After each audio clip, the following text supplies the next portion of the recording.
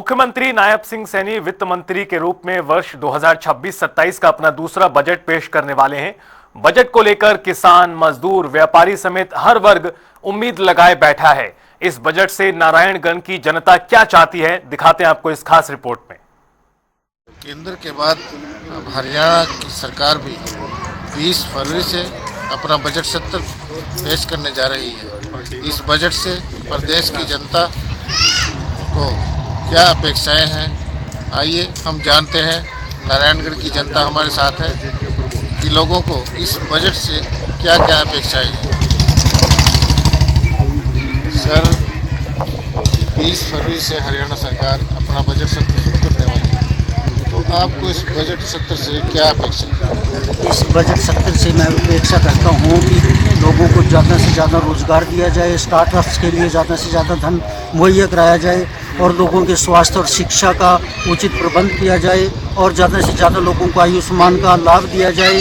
इसमें से मोतियाबिंद की जो वो थी आंखों की, वो कम कर दिया गया, उसमें इसमें दोबारा ऐड किया जाए ताकि बुजुर्गों को लाभ दिया जा सके।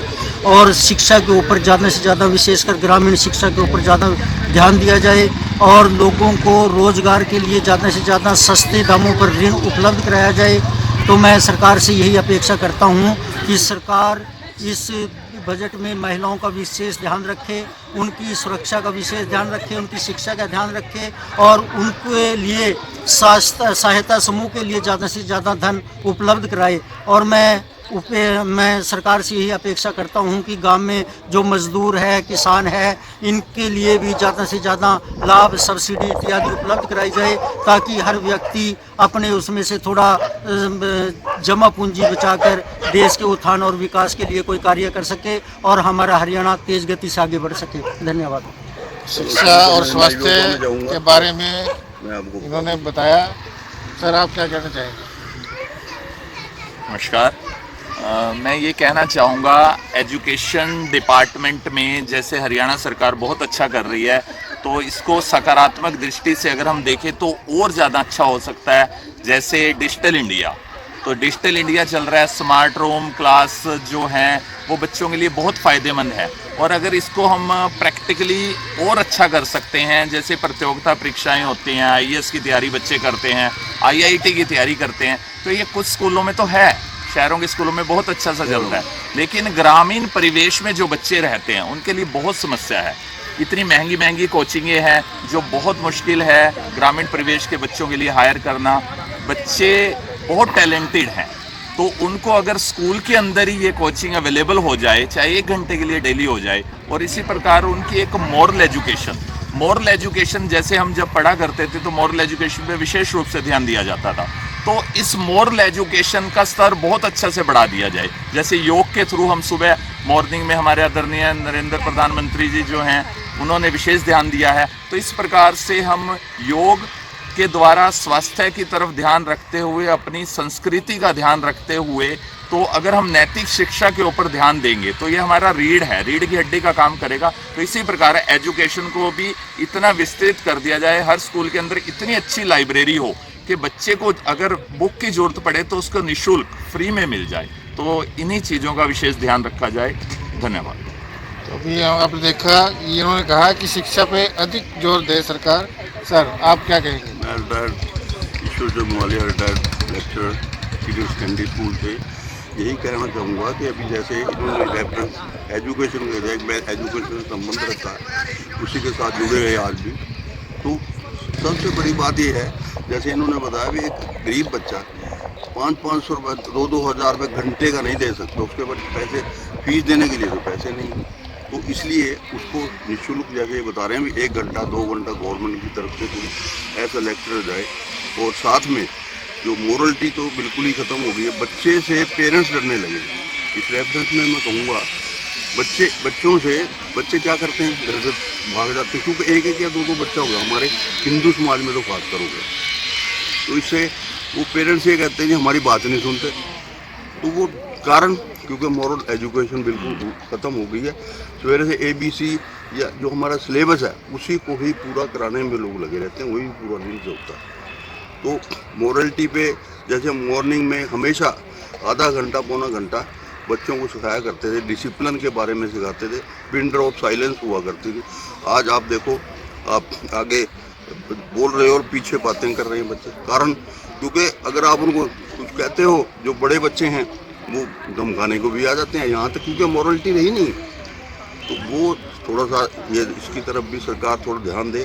दूसरा, जैसे इन्होंने कहा अभी कि लड़कियां बिल्कुल जैसे अंधेरे के बाद, आज भी ये चाहे कुछ भी कहते हैं, हमने सिक्योरिटी कर दी, अब पुलिस कोई जगह जगह थोड़ा जाएगी।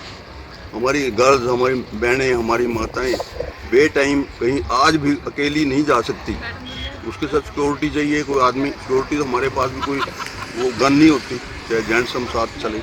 किंतु इतना ऐसा हो खुलेआम भी जैसे शहरों में हो गया है, विलेज में आज भी वही स्थिति बनी पड़ी है कि किसी माता बहन को बाहर किसी वजह से जाना पड़े, उसका परिवार में से जो है कोई मिलिट्री में है, पुलिस में है, घर से उसको आप काम करना पड़ रहा है, तो सिक्योरिटी आज भी पूरी नहीं है। तो उसकी तरफ भी ध्यान दिया जाए। दूसरा, जो हमारा रसोई है, कुछ चीज़ें काफ़ी सस्ती हुई हैं, ठीक है, किंतु कुछ जैसे मेटल है, मेटल की भी बात कर रहे थे, इतना महंगा हो गया। आप कॉस्ट हो चुकी है कि गोल्ड लेडीज़ का खासकर गहना हुआ करता था, आज वो सोचती हैं कि भाई सिल्वर भी नहीं खरीद सकती, सिल्वर भी इतनी महंगी होती। मेटल की तरफ जो है हर चीज़ में इतने रेट बढ़े, उसकी तरफ भी थोड़ा सा गवर्नमेंट का कंट्रोल हो तो पॉसिबल हो सकता है कि कोई इसमें कमी नहीं है। दूसरा, मेरा ये विचार है कि जो लोगों को, किसानों को, हर किसान को हमने 6,000 रुपये दे दिया। अरे करोड़पति बंदे हैं, घर में बैठे हुए हैं, 4-4, 8-8 जो नौकर काम कर रहे हैं, 10-10 गाड़ियाँ खड़ी हैं, उनका जो है इकोनॉमिक स्टेटस देख के दिया जाए। पैसे दो जिम्मेदार को, ठीक है, ये नहीं कि सभी को दे दें, ऐसे लोगों को दो जो नीडी है, इकोनॉमिकली बैकवर्ड हैं, उन लोगों को देना चाहिए। इकोनॉमिकली भी देखें, ये नहीं कि अंधाधुंध।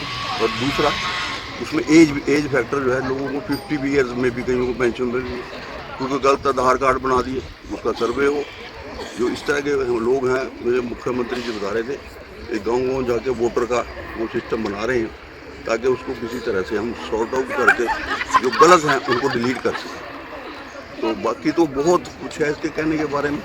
अपोजिशन वाले हम लोग कहते हैं कि नहीं, मोदी साहब ने कुछ नहीं किया। सड़कों का जाल देखो आप, इतनी सड़कें हैं। आज आप यहाँ से घर से चल के 4 घंटे 3.5 घंटे में हिसार, रोहतक, गुड़गांव कैसे पहुँच चले जाते हैं हम लोग, क्योंकि हाईवे और सब ऐसे बन गए हैं। और अभी आपको पता ही है, सिटी रोड पे बनाया जा रहा है कॉरिडोर, जिसमें हम 2 घंटे में, 1.5 घंटे में मुड़कर से एयरपोर्ट पे सीधे वहीं पहुँचेंगे। उसमें सिक्योरिटी भी होगी हमारी। जो लोग NRI हैं, बाहर जाते हैं, उनके बच्चे सिक्योर नहीं हैं, तो उनको भी इस बात का लाभ मिलेगा। तो बाकी बहुत कुछ है कहने के लिए।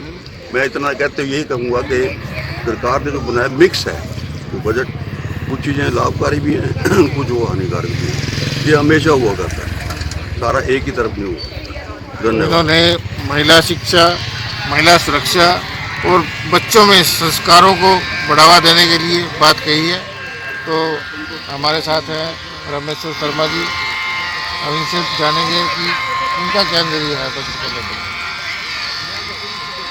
देखो, ऐसा है, मैं हरियाणा सरकार से निवेदन करूँगा कि बजट बिल्कुल बैलेंस्ड होना चाहिए, जिसके अंदर गरीब, किसान, मजदूर, व्यापारी वर्ग, इन सब का बैलेंस बना के इनके हितों का सबका ध्यान रखना चाहिए।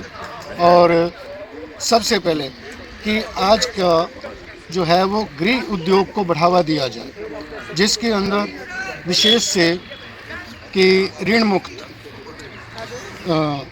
इनको पैसा दिया जाए, जिससे कि ज़्यादा से ज़्यादा गृह उद्योगों के अंदर बढ़ावा मिले और स्वरोजगार की भावना हमारी महिलाओं में भी और पुरुषों में भी आए, और वो नौकरियां करने के बजाय इस स्थिति में आए कि वो खुद रोज़गार लोगों को मुहैया करा सके।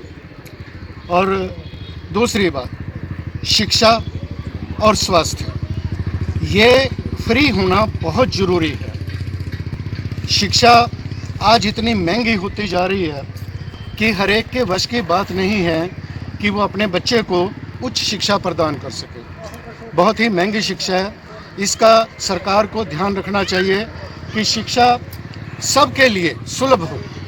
और मैं तो ये कहूँगा कि हर व्यक्ति का यही है कि हमारा जितना भी खर्च है, घर का जितना भी हम बजट बनाते हैं, अपने बच्चों के बारे हर व्यक्ति सोचता है, तो सबसे ज़्यादा खर्च हमारा, हम अपना खर्चा रोक लेंगे। घर के अंदर हम पनीर या कोई और चीज़ नहीं खाएंगे, हम अपने मिस्सी दाल रोटी खा लेंगे। लेकिन हर व्यक्ति का सपना होता है कि मेरा बच्चा आगे जाके बढ़े, पढ़े और देश की सेवा करे। अरे देश की सेवा तो वो तभी करेगा ना जब उसको शिक्षा, जैसा वो एक बच्चा बहुत बुद्धिमान है, आगे बढ़ना चाहता है, लेकिन घरेलू स्थितियाँ उसको रोकती हैं। तो मैं कहूँगा कि सरकार शिक्षा तो बिल्कुल, स्वास्थ्य और शिक्षा ये फ्री करे।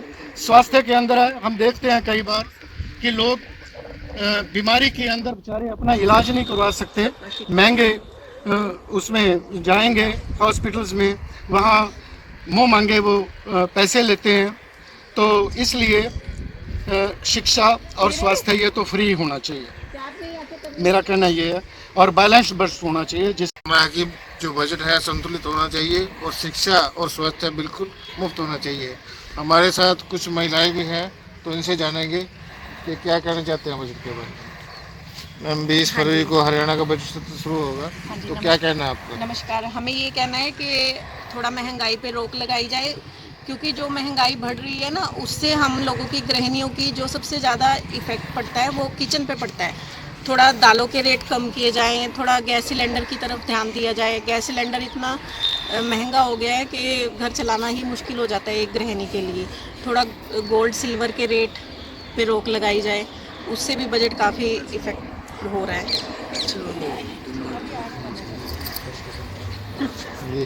आप बोल रहे हैं? तो यही कहना चाहेंगे कि मिडिल क्लास के लिए जो आजकल की उस पर दिखावा हो गया, वो मिडिल क्लास उसमें पिसती है। और सरकार भी जो भी मतलब देती है फैसिलिटीज़, वो होती है गरीबी रेखा के लिए। तो गरीब तो काम करना नहीं चाहता और मिडिल क्लास उसमें पिस जाता है। तो अगर देती है तो सबके लिए दो, नहीं तो किसी के लिए भी ना करो। गोल्ड सिल्वर है जो मतलब वो तो मिडिल क्लास से बाहर ही हो गया है, लेकिन हाई सोसाइटीज़ में देखा जाए तो उसमें और ज़्यादा हो गया। तो ऐसे उसमें लिमिट होनी चाहिए कि जिसमें हर कोई अपना मतलब कर सके। आगे बच्चों का सब नहीं देखना है, तो बच्चों के लिए भी सबके लिए होना चाहिए। ये नहीं है कि हाई क्लास तो चल रहा तो वो बहुत उस पर चल रहा और मिडिल क्लास उसमें पिस जाता है। तो उनका मानना है कि बजट सभी वर्गों को ध्यान में रखकर बनाना चाहिए ताकि हर वर्ग को उसका लाभ हो। नारायणगढ़ से जनता टीवी के लिए राजेश वर्मा की रिपोर्ट।